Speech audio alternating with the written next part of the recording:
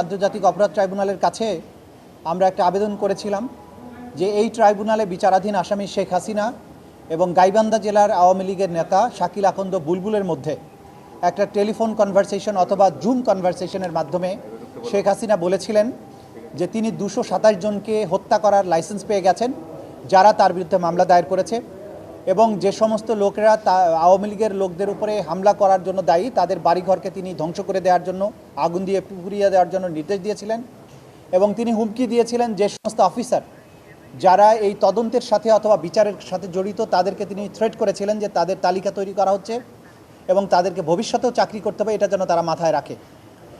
এই কনভারসেশনের মাধ্যমে তিনি আন্তর্জাতিক অপরাধ ট্রাইব্যুনাল সহ বাংলাদেশের বিভিন্ন আদালতে শেখ হাসিনার বিরুদ্ধে যে সমস্ত মামলা চলমান আছে সেই মামলার সাক্ষী বাদী এই মামলার তদন্তকারী কর্মকর্তা সহ মামলার সাথে সংশ্লিষ্ট বিভিন্ন লোককে তিনি হুমকি দিয়েছেন, থ্রেটেন করেছেন। এর দায়ে আমরা আন্তর্জাতিক অপরাধ ট্রাইব্যুনালের 11(4) ধারা অনুযায়ী আন্তর্জাতিক অপরাধ ট্রাইব্যুনালে আদালত অবমাননার অথবা আদালতের কার্যধারাকে বিঘ্নিত করার জন্য আমরা আবেদন করেছিলাম। সেই আবেদনের প্রেক্ষিতে আদালত প্রথমে শোকজ নোটিশ জারি করেন যে তারা যেন হাজির হয়ে তাদের এই বিরুদ্ধে যে অভিযোগটা আনা হয়েছে তার জন্য জবাব তারা দেন। সেই নোটিশটি শেখ হাসিনা এবং আরেকজন যিনি আসামি তার বাড়িতে তাদের ঢাকা শহর এবং গ্রামের বাড়ির ঠিকানায় যথারীতি জারি করা হয়। তা সত্ত্বেও তারা হাজির হননি। এরপরে আদালত পরবর্তীতে নির্দেশ দিয়ে দুটি জাতীয় পত্রিকায় নোটিশ আকারে এটা ছাপার নির্দেশ দেন যে তারা যেন এই আদালতে হাজির হয়ে এই কন্টেম্পটের রুলের ব্যাখ্যা দেন। তা সত্ত্বেও তারা হাজির হননি।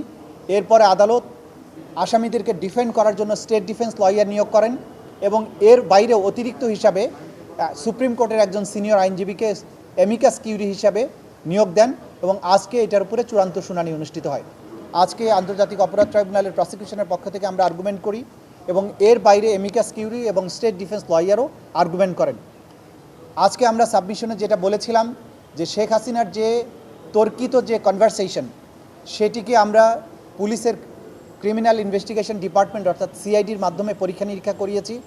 তারা পরীক্ষা করে রিপোর্ট দিয়েছেন যে এই কনভারসেশনের যে দুজন ব্যক্তির বক্তব্য আছে সেই কণ্ঠস্বর দুটি, একটি শেখ হাসিনার এবং একটি শাকিল আকন্দ বুলবুলের, এবং এই কনভারসেশনটি এআই জেনারেটেড নয়, অর্থাৎ প্রযুক্তির সাহায্যে তৈরি করা হয়নি, এটি জেনুইন একটি কনভারসেশন। এই কনভারসেশনটি প্রথমে দৈনিক কালবেলা নামক একটা পত্রিকার অনলাইনে এটা পাবলিশড হয় এবং পরবর্তীতে এটার উপর ভিত্তি করে নানান গণমাধ্যম নানান ধরনের রিপোর্ট তৈরি করে এবং তারা সবাই এই জিনিসটির অস্তিত্ব স্বীকার করে রিপোর্ট তৈরি করেন।